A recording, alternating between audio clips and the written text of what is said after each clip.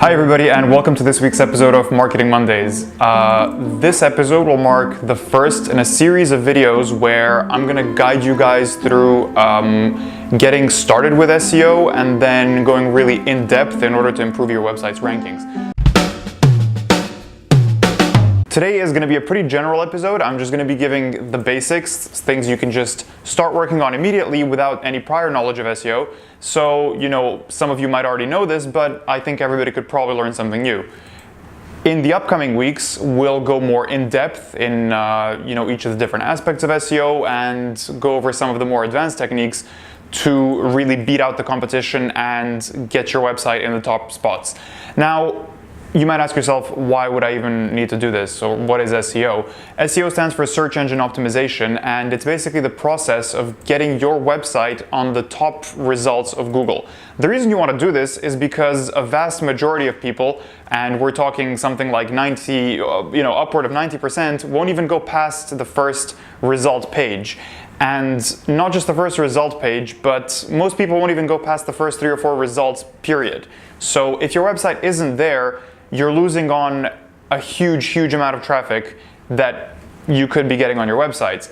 So getting started with SEO as early as possible is extremely important. It's a process that takes a while. Typically, it'll take 6 to 9 months to get some sort of tangible results going on and start generating a proper amount of traffic. So it's good to get started as soon as you can. Now, my first tip for all of you is something very basic. It's called Onpage SEO. So this is basically optimizing your web pages and making your titles, meta descriptions, and headlines on all your pages relevant. So when Google crawls websites, their bots pay attention to what headings, what your headings are. So your H1 tags, for example, even your H2s can play a role. So you want to make sure that your headings contain relevant keywords and that they're descriptive and relevant to the content that you're trying to show on this web page. Furthermore, the web page title also needs to be relevant. If possible, include some keywords in there. There are differing opinions on whether you should keep your company name within the headline, but ultimately, the first, let's say, 2/3 of the headline of the title, are the most important parts anyways. So including your company name at the end isn't that big of a deal.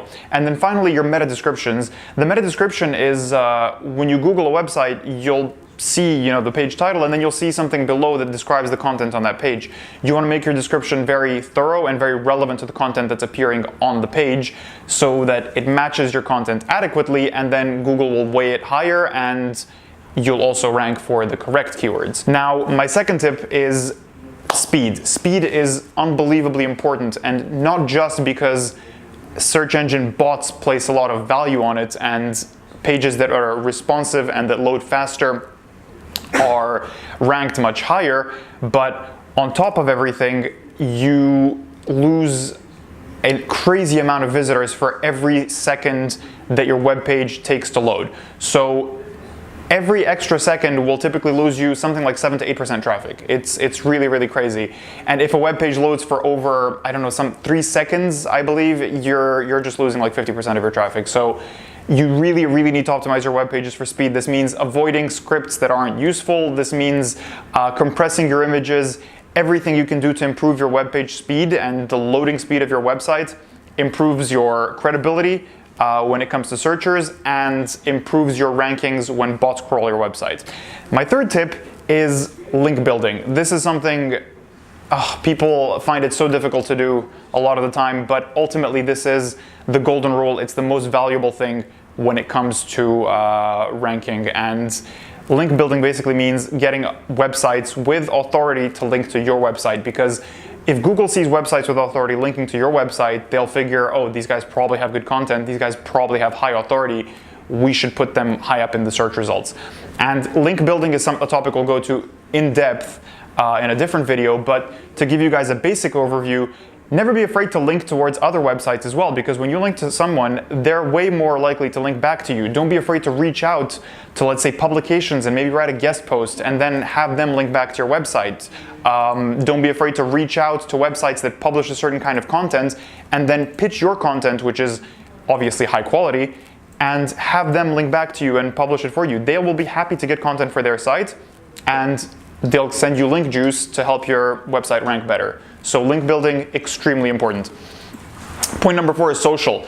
While it's very debatable how much link juice will come from a link actually being shared on social media, some people say it doesn't count at all, some people say it counts a little bit.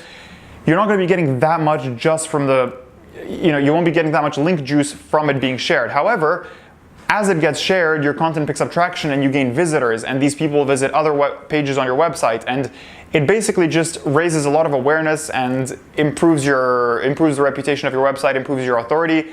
Ultimately, you end up gathering a lot more backlinks, and as it shares, when we're talking about hundreds of thousands, or sometimes even for really popular content, it can go into the millions of impressions and links. It does play a huge part, and this content definitely ranks very, very high. And the final piece of advice is consistency in your content publishing. So make sure that when let's say you have a blog or like a publication or something, make sure your content is consistent and make sure it's posted regularly. So consistency is key in maintaining an audience. Let your audience know when your content is coming, so they know that they can wait for it. Let them opt into a mailing list so you can inform them every time you put out a new piece of content, and then be consistent. Create a new blog post every week, every month, however whatever works for you and however it functions, but be consistent. And my final sort of bonus piece of advice is don't forget about mobile, because more and more people are using their phones to browse the internet. It's no longer just people sitting behind desktop computers that'll be landing on your website. Make sure your pages are responsive, so when somebody arrives on a mobile device, it looks good on every phone screen. Make sure that if somebody's landing from a phone and they might be on their mobile data, maybe it's not as good as their home internet, so think about how you're gonna, how many images you're gonna keep there. Maybe you want to remove some images and make those sections just, one plain color to make it easier for mobile phones to access your content. And ultimately, search engines really care about this more and more these days because of how many people browse for mobile. So optimizing your web pages for mobile, super important in terms of speed and everything. Optimize your website for mobile, and you will rank well. Thank you guys for tuning into this week's episode. I hope you all look forward to the next couple of weeks, where we're going to go more in depth in SEO, cover each of these topics, way more in depth, look at some advanced techniques. And I hope you all enjoyed this episode. I will see you guys soon.